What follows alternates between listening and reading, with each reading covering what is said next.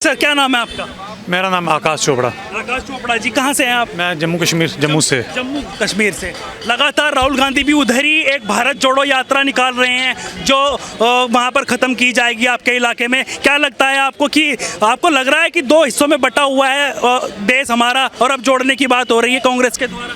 देखिए, मैं आपको सबसे पहले आपके मीडिया के माध्यम से मैं आपको एक मैसेज देना चाहता हूं देश की जनता को कि 370 और 35 से टूटने के बाद जम्मू कश्मीर में जिस प्रकार से एक खुशी की लहर है, जम्मू कश्मीर के अंदर हर एक नागरिक के अंदर बहुत खुशी की लहर है। जिस प्रकार से जम्मू कश्मीर के अंदर जहाँ वहाँ पर जितने पहले मेडिकल कॉलेजेस 2014 से पहले लगभग 2 मेडिकल कॉलेजेस थे, लेकिन आज आपने देखा होगा सोशल मीडिया के माध्यम से या मीडिया के माध्यम से आपको ये जानने को मिला होगा कि जम्मू कश्मीर के अंदर जम्मू में भी एक मेडिकल कॉलेज नरेंद्र मोदी जी के द्वारा दिया गया है और एवं कश्मीर के अंदर भी मेडिकल कॉलेज नरेंद्र भाई मोदी जी के द्वारा किया गया है। और इवन जम्मू के अंदर IIT, अगर कांग्रेस सरकार इतनी सक्षम और इतनी मजबूत सरकार अगर होती तो जम्मू कश्मीर के अंदर वो एम्स भी प्रोवाइड करते। जम्मू कश्मीर की जनता के दुख को अपना दुख समझ के, जम्मू कश्मीर के बच्चों को दुख के अपना दुख समझ के वहां पे IIT को भी प्रोवाइड करते। परंतु कांग्रेस की नीति इस प्रकार से थी, वो देश का विभाजन करना उनको अच्छी तरह आता है और देश के अंदर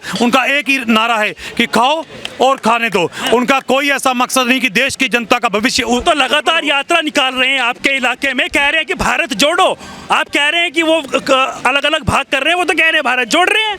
मेरे को नहीं लग रहा। आपको एक बात पूछना चाहता हूं, आप भी मीडिया के बंधु हैं, आप भी हर जगह हर एक व्यक्ति का इंटरव्यू लेते हैं, क्या यात्रा से देश की तरक्की होगी? क्या यात्रा से देश की तरक्की नहीं होगी? देश की तरक्की तभी होगी, इस देश के युवाओं की तरक्की तभी होगी जब इस देश के अंदर नरेंद्र भाई मोदी जी के द्वारा जो दिए गए काम इस देश की जनता को मिलेगा, तभी उससे तरक्की होगी। अभी जब 2014 से पहले जब हमारे जम्मू कश्मीर के अंदर जब किसी बच्चे को कोई जब उसको प्रॉब्लम होती थी, मेडिकल कोई इश्यू बन जाता था, तो उसको 600 किलोमीटर का डिस्टेंस ट्रेवल करके दिल्ली के अंदर आकर उसको एम्स में वहां पर अपने आप को चेकअप करवाना पड़ता था। परंतु आज से 1 वर्ष के बाद यदि किसी परिवार के अंदर कोई ऐसी अगर दुर्घटना हो जाए तो उसको 600 किलोमीटर का डिस्टेंस ट्रेवल नहीं करना पड़ेगा, उसी के अपने जम्मू कश्मीर के अंदर सांबा जिला के अंदर उसको वहीं पे जाकर अपना आप वहीं पे इलाज करवाने को मिलेगा। IIT का बच्चा, जब एक गरीब परिवार का बच्चा जब 12वीं पास करता था, ग्रेजुएशन करता था, तो उसको बेंगलोर के अंदर मेट्रो सिटीज के अंदर जाकर उसको वहां पे IIT की एक एडमिशन लेनी पड़ती थी।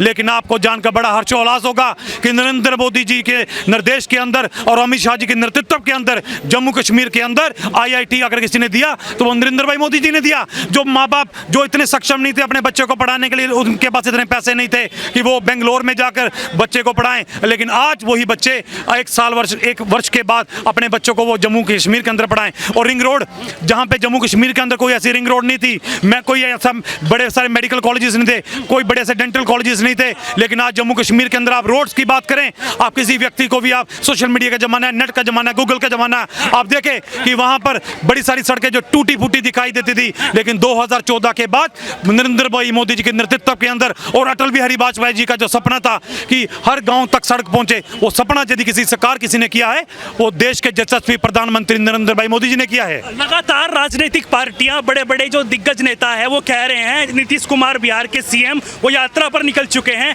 उधर राहुल गांधी हल्ला बोल चुके हैं, उधर अरविंद केजरीवाल लगे हुए हैं, ममता बनर्जी भी कह रही है, तमाम ऐसे बड़े नेता कह रहे हैं कि अब की बार 2024 में सेंट्रल में मोदी जी नहीं रहेंगे। भैया, यात्राओं से कोई मुख्यमंत्री नहीं बन सकता, यात्रा से कोई प्रधानमंत्री नहीं बन सकता। यदि इस देश का कोई प्रधानमंत्री बन सकता है, वो केवल जनता का विकास करवाने के माध्यम से बन सकता है। यात्रा से चाहे विपक्षी दल आज जिस तरीके से मर्जी यात्रा कर ले, यात्रा से कुछ नहीं होगा। यदि अगर देश का विकास होगा, वो केवल और केवल नरेंद्र भाई मोदी के प्रयासों से होगा। आप मुझे बताएं, महागठबंधन की बातें हो रही है, कहीं लग नहीं रहा कि हाँ कुछ हो सकता है अगर एकजुट हो गई राजनीतिक पार्टी? भैया, जम्मू कश्मीर के अंदर भी जब DDC के चुनाव हुए तो वहां पे बड़ी सारी राजनीतिक पार्टियों ने गठबंधन गुपकार गैंग बनाया था, लेकिन परंतु उनके हाथ में कोई भी ऐसा कोई भी उनके हाथ में कोई हासिल चीज नहीं हुई। ये गठबंधन करने से कुछ नहीं होगा। आज देश की जनता जान चुकी है, जिस प्रकार से कई वर्षों से एक बहुत बड़ा एक मसला था राम मंदिर का, कि राम मंदिर बनाएंगे, वो अगर देश के अंदर किसी ने बनाया तो नरेंद्र भाई मोदी सरकार ने बनाया।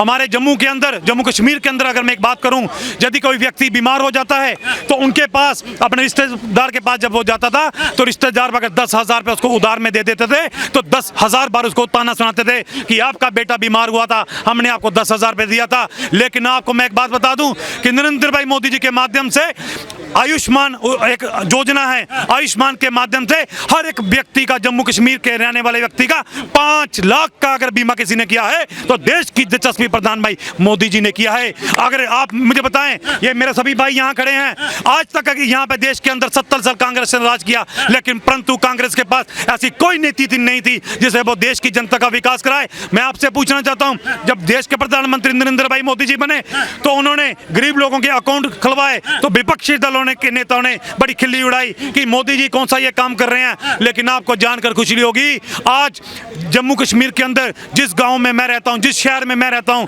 रणवीर सिंहपुरा उसका नाम है, आज उस इलाके में भी गरीब परिवारों के, उस शहर में भी लगभग कितने वहां पे घर बने हैं, वो किसकी देन है? नरेंद्र भाई मोदी जी की देन है। उज्ज्वला योजना के तहत ऐसी कई हजारों योजना है जिसके माध्यम से गरीब की तो लगातार कह रहे हैं कि उज्ज्वला योजना तो दे दी, सिलेंडर तो फ्री में दे दिए, लेकिन दाम इतने बढ़ा दिए कि भरवा नहीं पा रहे। भैया मैं आपको एक चीज बताऊं, विपक्ष का काम है विपक्षी वाला काम करना। अगर विपक्ष वाला काम नहीं करेगा तो उनको विपक्ष कौन कहेगा? मैं उन जनता को पूछो जो माएँ अपने घर में रहकर, गांव में जाकर लकड़ियां काट कर, फूक लगाकर अपने बच्चों को पालती थी, आज वही माएँ अपने घर में लाइटर से गैस जलाकर अपने बच्चों को पाल रही हैं। ये मैं आपको बताऊं, ये देश की जनता को पता है कि अगर देश का अगर किसी ने विकास करना है, नरेंद्र भाई मोदी जी ने करना है। इस देश के अंदर ऐसा कोई विकल्प नहीं। मैं अपनी बात तो छोड़ूं, आपकी बात भी छोड़ता हूं। वर्ल्ड में एक सर्वे हुआ, वहां पे एक सर्वे के माध्यम से बताया कि दुनिया में सबसे जो 5 शक्तिशाली जो व्यक्ति हैं पूरी दुनिया में, आपको जानकर खुशी होगी, बड़ा हर्षोल्लास होगा मेरे साथियों।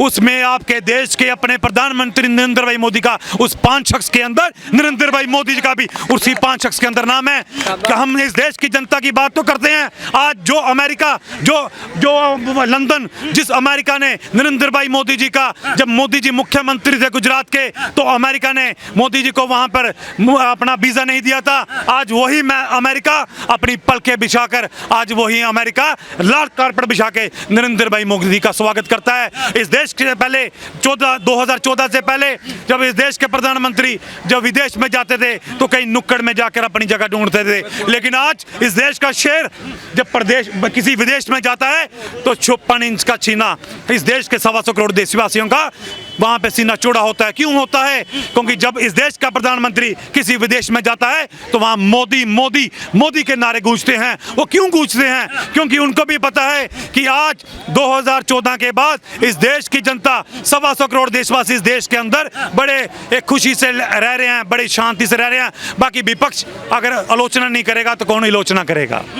नहीं, आपको नहीं लग रहा जिस तरीके से ये सारे गठबंधन वाले साथ में आ जाएंगे तो वोटों में फर्क नहीं पड़ेगा? और वो तो इतने बड़े दावे कर रहे हैं कि 2.5 अंक भी सीट नहीं आएंगी, 50 सीट की बात कर रहे हैं। मैं आपको एक चीज बता दूं, बताइए। जो गिद्दड़ों का झुंड होता है हाँ। वो इकट्ठा होता है, बड़े सारी मात्रा में होता है, लेकिन शेर अकेला ही होता है। हाँ। हमें इनसे कोई फर्क नहीं पड़ेगा।